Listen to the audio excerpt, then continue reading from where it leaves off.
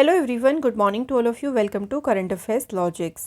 Friends, morning हो गई है। मैं आप सभी के लिए लेके आ गई हूँ डेली करंट अफेयर्स का सेशन, जिसमें आज हम कवर करेंगे 19 अक्टूबर के सभी इंपॉर्टेंट क्वेश्चंस।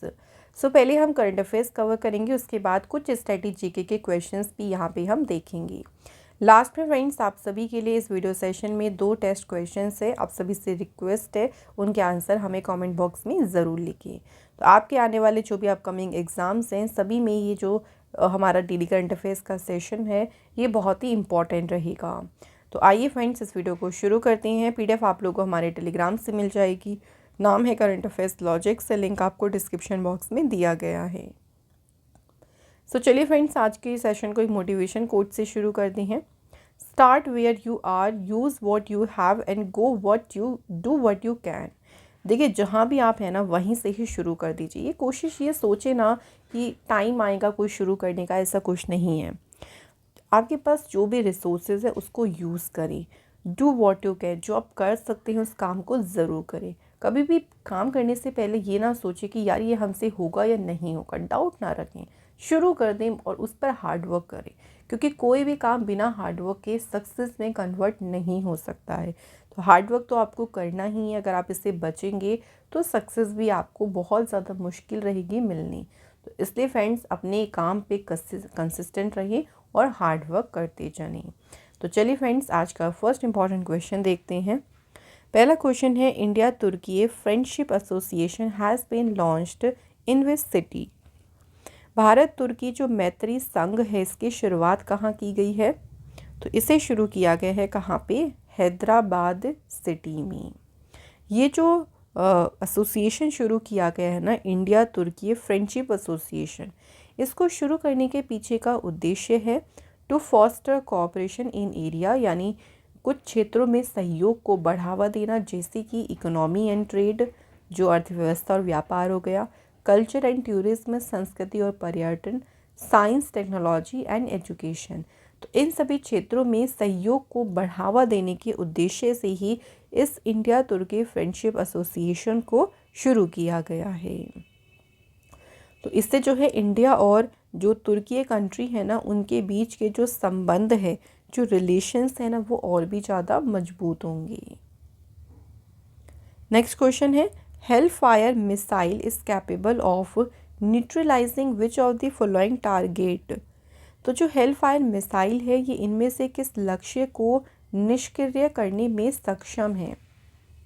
तो यहाँ पे देखिए, ऑप्शन नंबर डी हमारा राइट आंसर है। एयर डिफेंस सिस्टम जितने भी हैं, आर्मोर्ड व्हीकल्स हो गए, पेट्रोल बोट्स हो गई, इन सभी को निष्क्रिय करने में सक्षम है हेल फायर मिसाइल। अभी ये हेल फायर मिसाइल के बारे में क्या न्यूज़ आई है? तो इंडिया ने अभी रिसेंटली इसके लिए एक डील साइन करी है। किसके साथ में? यूएस के साथ। तो पूछ सकते हैं कि किसके साथ इंडिया ने डील साइन करी है? To acquire 170 AGM 114R Hellfire missile. तो इन मिसाइल की खरीद के लिए भारत ने यूएस के साथ में जो है समझौता किया। ये जो मिसाइल है, ये शॉर्ट रेंज की एयर टू ग्राउंड मिसाइल है और इसकी अप्रॉक्सीमेटली जो रेंज है वो है 7 to 11 किलोमीटर्स की। नेक्स्ट क्वेश्चन है, where was the 2024 Asia Pacific ministerial conference on the disaster risk reduction, जो कि अक्टूबर 2024 में आयोजित हुई। तो आपदा जोखिम न्यूनीकरण पर जो एशिया प्रशांत मंत्री स्तरीय सम्मेलन है, देखिए ये सम्मेलन कहाँ पर आयोजित किया गया है? तो इस सम्मेलन का आयोजन किया गया है कहाँ पे? मनीला, फिलीपींस में। इस सम्मेलन को क्यों आयोजित किया गया था? तो ये कॉन्फ्रेंस आयोजित की गई थी to address the critical need for enhanced action on the disaster risk reduction. जो आपदा जोखिम न्यूनीकरण है, उस पर बढ़ी हुई कार्रवाई की महत्वपूर्ण आवश्यकता को संबोधित करना। और इसकी देखिए जो थीम है वो क्या है? Surge to 2030 enhancing ambition in Asia Pacific to accelerate disaster risk reduction. तो ये इस कॉन्फ्रेंस की जो है फ्रेंड्स थीम रही है। और कहाँ हुई ये भी याद रखेंगे, मनीला, फिलीपींस में। नेक्स्ट क्वेश्चन है, where was the 19th international conference on the drug regulatory authority meeting, जो भी रिसेंट हुई है? तो औषधि नियामक प्राधिकरणों की जो 19वीं अंतर्राष्ट्रीय कॉन्फ्रेंस है ये कहाँ आयोजित की गई है? तो ये कॉन्फ्रेंस आयोजित हुई है कहाँ पे? न्यू दिल्ली में इसका आयोजन किया गया है। तो इंडिया ने इस बार जो है इसे होस्ट किया है। वैसे तो ये 2020 में इवेंट होने वाला था, लेकिन कोविड की वजह से ये नहीं हो पाया, इसे पोस्टपोन किया गया और अब ये 2024 में ये इवेंट हुआ है। इंडिया ने जो है पहली बार जो है देखिए फ्रेंड्स इस मीटिंग को होस्ट किया है, ठीक है, याद रखिएगा। और इस बार इस मीटिंग की थीम क्या रही है? Smart regulation delivering quality assured medical product for all. तो ये इसकी थीम रही है 2024 की। इससे पहले की बात करें, थोड़ा सा मैं आपको बता रही हूँ, इससे पिछला जो इवेंट था ना वो 2018 में हुआ था और ये मीटिंग हुई थी कहाँ पे? डबलिन आयरलैंड में। और इस बार जो 19th मीटिंग है इसका आयोजन हुआ है कहाँ पे? इंडिया में। और कहाँ पे? इंडिया में, न्यू दिल्ली में। नेक्स्ट क्वेश्चन है, which ministries launched e migrate portal and the mobile application? तो किस मिनिस्ट्री ने जो है लॉन्च किया है ई माइग्रेट पोर्टल और मोबाइल एप्लीकेशन को? फ्रेंड्स, लॉन्च किया है इसे ministry of external affair and ministry of labour and employment. तो इन्होंने लॉन्च किया है ई माइग्रेट पोर्टल और मोबाइल एप्लीकेशन। क्यों लॉन्च किया है, किस पर्पज़ से? तो देखिए ये जो पोर्टल है ना ये एक ऑनलाइन प्लेटफॉर्म है जिसको डिज़ाइन किया गया है जो भी लोग विदेश में रोज़गार पाना चाहते हैं, वहाँ पे वर्क करना चाहते हैं, तो उस प्रोसेस को, पूरी जो प्रोसेस है उसको कारगर बनाने के लिए इस प्लेटफॉर्म को डिज़ाइन किया गया है। और इसका मेन उद्देश्य यही है कि जितने भी माइग्रेशन प्रैक्टिसेस हैं वो लीगल हों, वो सेफ़र हों, ट्रांसपेरेंट हो। तो इसको सुनिश्चित करना ही जो है उद्देश्य है इसको लॉन्च करने के पीछे। नेक्स्ट क्वेश्चन है, recently which state government is preparing to declare Sanskrit as a compulsory subject? हाल ही में देखिए कौन सी राज्य सरकार है जो कि संस्कृत को अनिवार्य विषय घोषित करने की तैयारी कर रही है? तो ये प्रिपरेशन कर रही है उत्तराखंड गवर्नमेंट। तो उत्तराखंड जो मद्रास देखिए मदरसा बोर्ड है उसने रिसेंटली प्लान किया है to make Sanskrit as a compulsory subject in the 416 madrasa across the state. तो स्टेट में जो 416 मदरसा हैं वहाँ पे संस्कृत को अनिवार्य विषय बनाने की योजना बना रहे हैं Uttarakhand Madrasa board. The board is preparing, इसके लिए बोर्ड ने जो एक MOU भी साइन किया है स्टेट के संस्कृत डिपार्टमेंट के साथ। नेक्स्ट क्वेश्चन है, in which Indian state is Roopkund lake located? तो रूपकुंड जो झील है ये किस भारतीय राज्य में स्थित है? ये इंपॉर्टेंट लेक है देखिए, और ये लोकेटेड है कहाँ पे? उत्तराखंड स्टेट में। इसके बारे में रिलेटेड हमें एक न्यूज़ याद रखनी है, वो क्या है? उत्तराखंड में जो रूपकुंड लेक है वो क्लाइमेट चेंज की वजह से श्रिंक हो रही, धीरे धीरे करके वो सिकुड़ रही है। यानी जो लेक का साइज़ है, अगर हम साइज़ और उसकी डेप्थ की बात करें, जो गहराई है उसकी बात करें, तो वो हर साल कम हो रही है। और ऐसा क्यों हो रहा है? क्लाइमेट चेंज की वजह से। तो इसलिए इसके बारे में न्यूज़ आई है, तो हमें याद रखना है। रूपकुंड लेक को ऑल्सो देखिए लेक ऑफ स्केलेटन्स भी जो है इसको कहा जाता है। तो कई बार पूछ लेते हैं लेक ऑफ स्केलेटन ये किसका नाम है? तो ये नाम है रूपकुंड लेक का। उत्तराखंड की बात कर लेते हैं। उत्तराखंड की कैपिटल देहरादून और गैरसैंण है। गवर्नर है गुरमीत सिंह। चीफ मिनिस्टर हैं पुष्कर सिंह धामी। असेंबली सीट्स हैं 70, राज्यसभा की हैं 3 और लोकसभा की हैं 5। यहाँ के देखिए नेशनल पार्क्स में है कॉर्बेट नेशनल पार्क, ये इंडिया का पहला टाइगर रिजर्व भी है। Gangotri national park, Govind national park, Nanda Devi, Rajaji and valley of flowers national park. Uttarakhand से मैंने यहाँ पे कुछ करंट अफेयर्स की न्यूज़ भी रखी हैं जिससे हम और भी रिवीजन कर सकेंगे कुछ और न्यूज़ का। उत्तराखंड गवर्नमेंट ने देखिए लॉन्च किया था अभी पिरुल लाओ पैसे पाओ कैंपेन को। इसके अलावा उत्तराखंड पहला स्टेट बना जिसने अडॉप्ट किया है यूनिफॉर्म सिविल कोड। उत्तराखंड पहला स्टेट बना जिसने स्टार्ट किया है इंश्योरेंस स्कीम, किसके लिए? सेरिकल्चरिस्ट के लिए। उत्तराखंड के CM ने लॉन्च किया था रोजगार प्रयाग पोर्टल को उत्तराखंड यूथ महोत्सव पे, और यहाँ पे हेल्प प्रोग्राम को लॉन्च किया गया था। तो ये मैंने आपको न्यूज़ थोड़ी सी रिवाइज करा दी उत्तराखंड से। ऐसे ही देखिए आप लोग कोशिश करा करिए ना क्वेश्चंस के साथ साथ रिवीजन करने की भी। आइए नेक्स्ट क्वेश्चन देख लेते हैं। क्वेश्चन है स्कैम से बचो campaign has been launched by the government and which company. Campaign का नाम है स्कैम से बचो, घोटाले से बचाओ। ये कैंपेन शुरू किया है भारत सरकार और मेटा कंपनी ने। मेटा कंपनी फेसबुक का ही देखिए न्यू नेम है जिसने इस कैंपेन को शुरू किया। और ये कैंपेन इसलिए शुरू किया ताकि जितने भी धोखाधड़ी होते हैं, जो साइबर फ्रॉड हो जाते हैं, घोटाले हो जाते हैं, उनसे जो खतरा बढ़ रहा है उससे निपटने के लिए जो है इसको शुरू किया गया है कैंपेन को। Next question also very very important question, mark करें इसे। Who has been named by the chief justice of India Dhananjaya Yeshwant Chandrachud as his successor.